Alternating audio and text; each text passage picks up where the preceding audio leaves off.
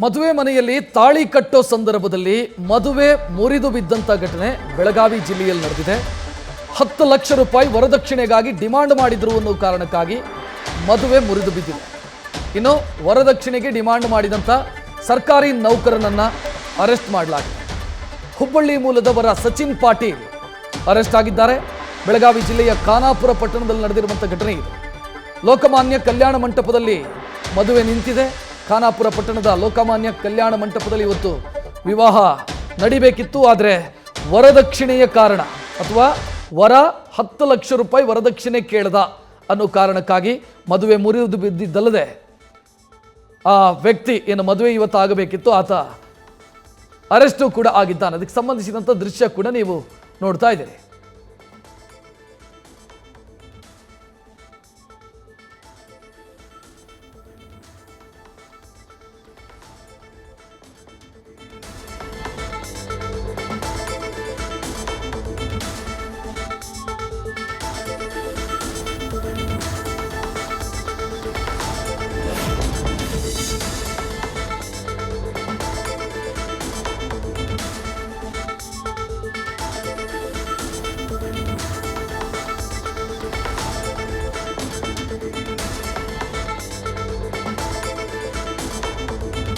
ಹೆಚ್ಚಿನ ಡೀಟೇಲ್ ನೀಡೋದಕ್ಕೆ ನಮ್ಮ ಪ್ರತಿನಿಧಿ ಶ್ರೀಕಾಂತ್ ಫೋನ್ ಸಂಪರ್ಕದಲ್ಲಿ.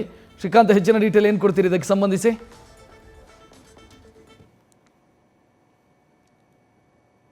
ಶ್ರೀಕಾಂತ್, ನನ್ನ ಧ್ವನಿ ಕೇಳ್ತಾ ಇದೆಯಾ? ಸಚಿನ್ ಪಾಟೀಲ್ ಅನ್ನೋ ವರ ಈಗ ಅರೆಸ್ಟ್ ಆಗಿದ್ದಾನೆ ಅನ್ನುವಂಥ ಡೀಟೇಲ್ ಕೂಡ ಲಭ್ಯ ಆಗ್ತಾ ಇದೆ.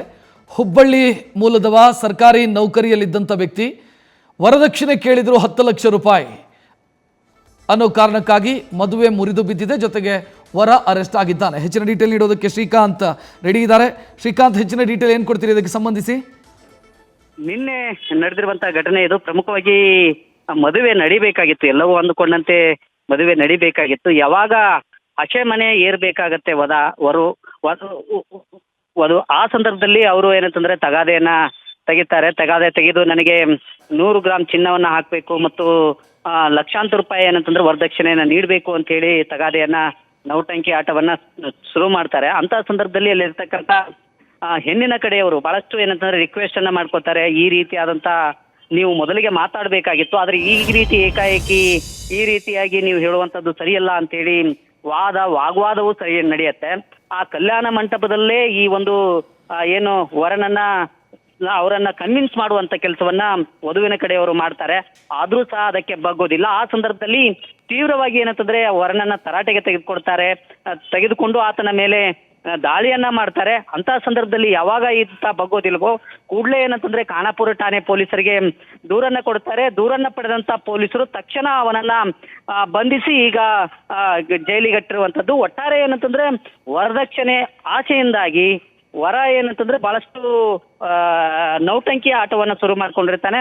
ಅವರಿಗೆ ತಕ್ಕ ಪಾಠವನ್ನ ಕಲಿಸೋ ಕೆಲಸವನ್ನ ವಧುವಿನ ಕಡೆಯವರು ಹಾಗೇನೆ ಖಾನಾಪುರ ಪೊಲೀಸರು ಮಾಡಿರುವಂತದ್ದು. ಥ್ಯಾಂಕ್ ಯು ಶ್ರೀಕಾಂತ್ ಮಾಹಿತಿಗೆ. ಸಚಿನ್ ಪಾಟೀಲ್ ಅನ್ನುವಂಥ ವರನನ್ನ ಅರೆಸ್ಟ್ ಮಾಡಿರೋದು ಪೊಲೀಸರು. ವರದಕ್ಷಿಣೆ ಕೇಳಿದ ಅನ್ನೋ ಕಾರಣಕ್ಕಾಗಿ ನಿನ್ನೆ ನಡೆದಿರುವಂಥ ಘಟನೆ. ನಿನ್ನೆ ಮದುವೆ ಆಗಬೇಕಿತ್ತು, ಆದರೆ ಮದುವೆ ನಡೆದಿಲ್ಲ.